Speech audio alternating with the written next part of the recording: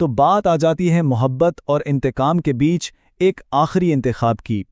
میں منٹو نہیں ہوں کا اختتام ہمیں ایک ایسے موڑ پر لے آتا ہے جہاں بس ایک فیصلہ پوری نسلوں کی تقدیر لکھ سکتا ہے۔ چلیں ذرا گہرائی میں جا کر دیکھتے ہیں کہ سب کا مطلب کیا ہے۔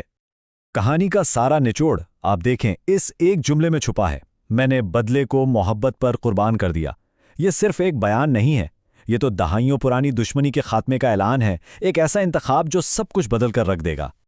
تو پہلا حصہ شروع ہوتا ہے کرداروں کے کندھوں پر لدے ہوئے جذباتی بوجھ سے۔ ان کی اصل لڑائی جو ہے نا، وہ ماضی کے گہرے زخموں اور مستقبل کی ایک ہلکی سی امید کے بیچ کی ہے۔ اچھا، اس پوری کہانی کے مرکز میں نا ایک لفظ ہے، صلح۔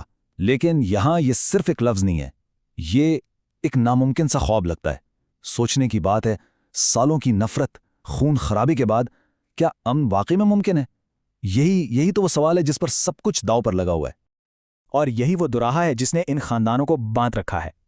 ایک راستہ جاتا ہے بدلے کی طرف، مطلب ماضی کا ایک ایسا قرض جو نفرت کے چکر کو کبھی ختم ہی نہیں ہونے دیتا، اور دوسرا راستہ ہے صلح کا، یعنی مستقبل میں امن کی ایک امید کی کرن۔ اب دیکھنا یہ ہے کہ انتخاب کس کا ہوتا ہے۔ یہاں آ کر نا ہم دیکھتے ہیں کہ پرانی شناختیں کیسے ٹوٹ رہی ہیں۔ یہ جملہ دشمن برے ہوں ساز بری نہیں ہو، یہ صرف ایک بات نہیں، یہ ایک کردار کی پوری تبدیلی کو دکھا رہا ہے۔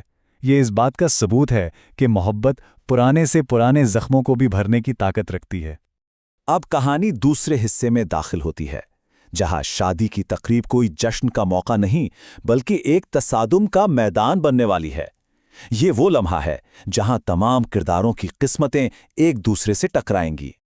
جیسے جیسے مہمان آنا شروع ہوتے ہیں نا، ماحول میں تناؤ بڑھتا جاتا ہے، خاص طور پر جب ماضی کے ناکام عاشق سامنے آتے ہیں، جو ایک طرح سے اس بات کی چلتی پھرتی یاد دہانی ہے کہ اس خاندان میں محبت کا انجام ہمیشہ ہی المناک رہا ہے۔ یہ جملہ دلہن کے اندر جو طوفان چل رہا ہے اس کی عکاسی کرتا ہے۔ وہ صرف ڈر نہیں رہی، وہ نسلوں کی دشمنی کے بوجھ تلے مر رہی ہے۔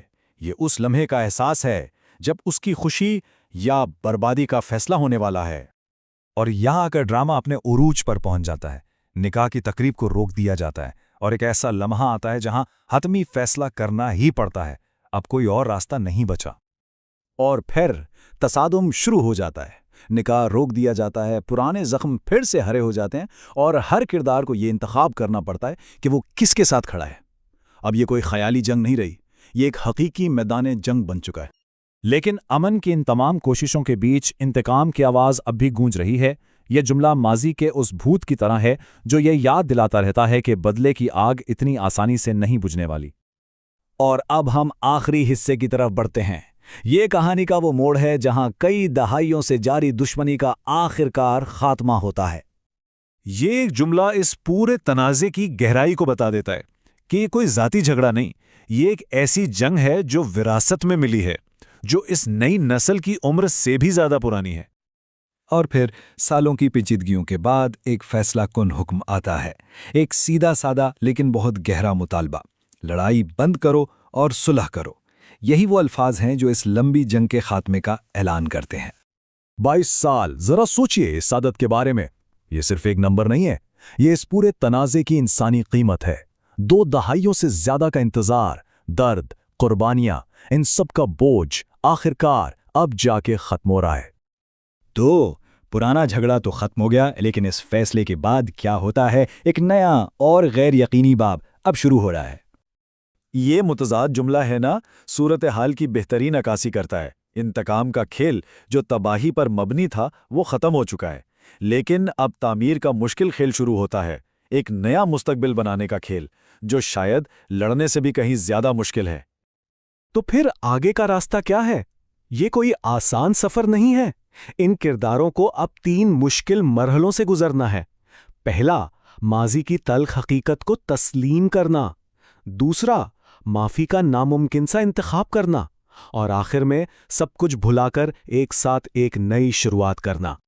لیکن کہانی ہمیں ایک بہت گہری اور سنجیدہ سوچ کے ساتھ چھوڑ جاتی ہے۔